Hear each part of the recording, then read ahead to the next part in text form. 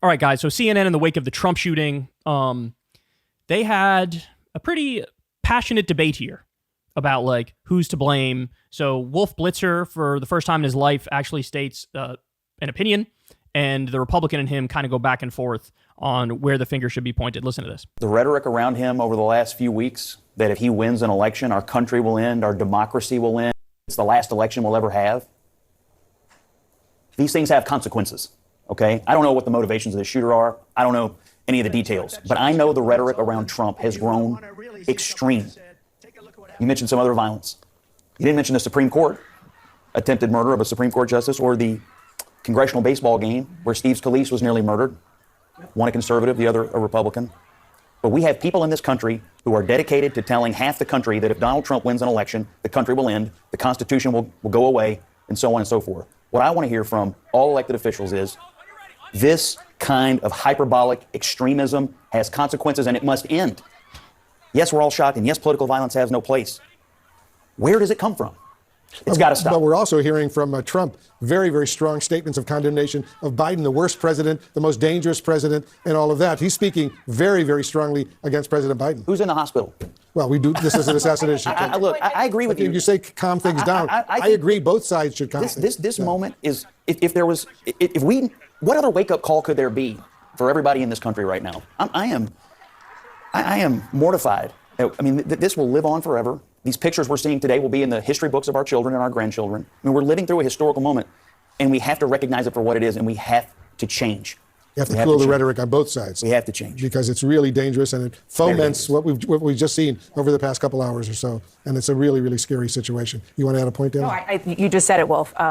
Scott, your point is so well taken that the escalation of rhetoric is something that, if you just look back in history, it doesn't take a lot to dig and find that people take cues from not just leaders, but from people around them.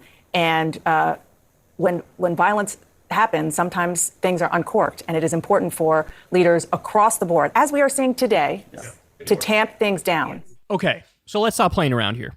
If you were to do a massive media analysis of all of the commentary done by both Trump and Biden, this election cycle, you could throw in last election cycle too, who has more aggressive rhetoric? Who's made more comments and more statements that are aggressive in nature? I'll wait.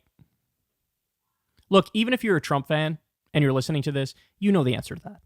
You know the answer to that. You know the answer to that. It is a regular occurrence. It probably happens, once a week that Trump goes on a Truth Social rampage where he calls not just Biden, but all of his political enemies. I like it when he does all the bad names in politics in one tweet. They're communists and fascists, right? He does this all the time. And that's just the beginning of it. I mean, shit, the other week, he implied Liz Cheney should be assassinated on live TV, right? I have no love for Liz Cheney. But again, let's stop kidding here. The fact of the matter is, Trump does more aggressive rhetoric, and he does it way more often, okay? Now, having said that, any reasonable person would agree. Don't do murder. Murder is bad. Murder is wrong, right?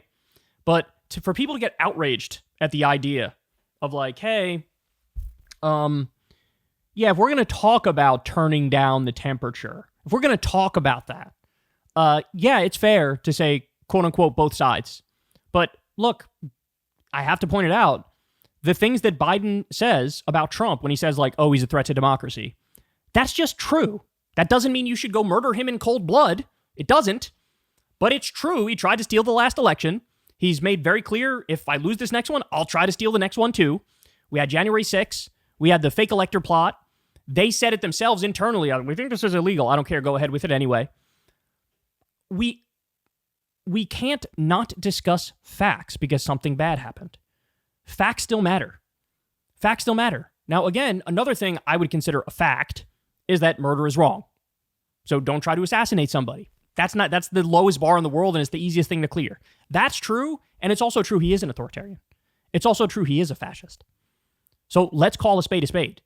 Now, by the way, that's why, honestly, the way to go about trying to bring him to justice is the way that was unfolding, which is all these court cases. Now, unfortunately, right-wing hack judicial extremists are trying to tank these cases, but there have been some cases. He's been found guilty in some. In the civil cases, he's had to pay a tremendous amount of money. So, like, the wheels of justice are grinding. It's taken a long time, but they're grinding. That's the way to go about it. That's the way to go about it.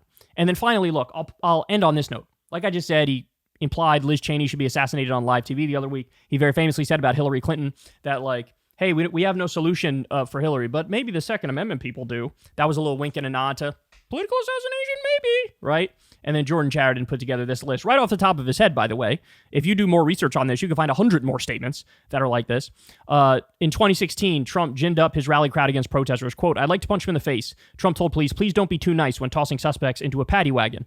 In 2018, Trump praised the Montana governor for body slamming a reporter. Quote, "He's my type." In 2020, he tweets to Virginians protesting stay-at-home orders that their Second Amendment is under siege, and separately tweets, "Liberate Michigan, liberate Minnesota, liberate Virginia, and save your great Second Amendment."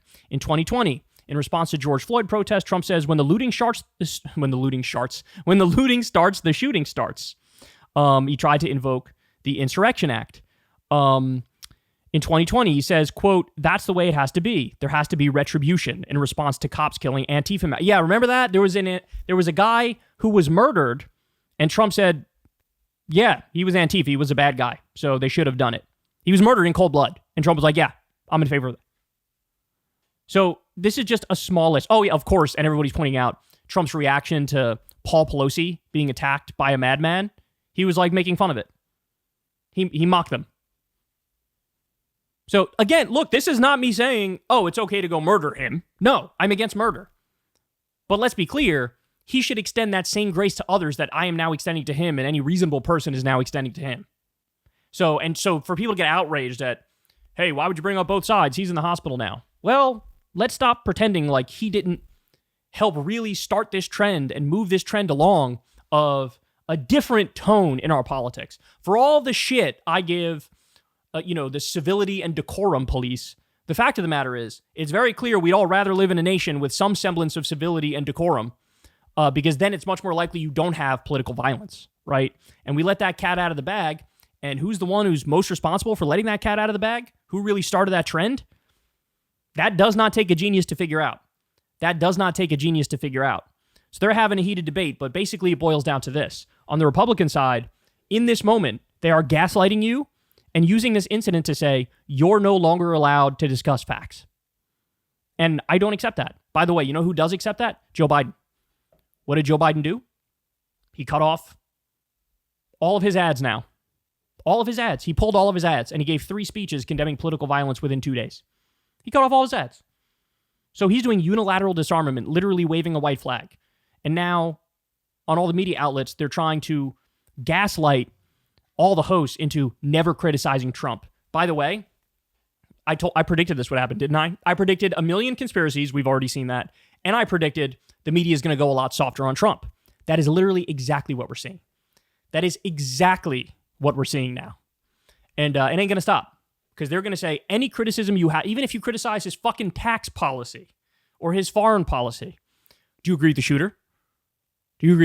There's a target on his head. Why are you making it worse, right? This is what they're going to say. And they're in the midst of doing it right now. All right, guys, that's the show. I love you all very much. Everybody, please subscribe to the channel. It helps out massively. All that fun stuff. Click that bell icon so you get a notification every single time a video drops. Sign up for Crystal, Kyle, and Friends. You can support the show on Patreon. Remember, I never talk to any advertisers. All right, I will see you guys on the show tomorrow. We have a lot more to discuss. Hey, y'all, do me a favor and like and subscribe. It helps out big time in the algorithm.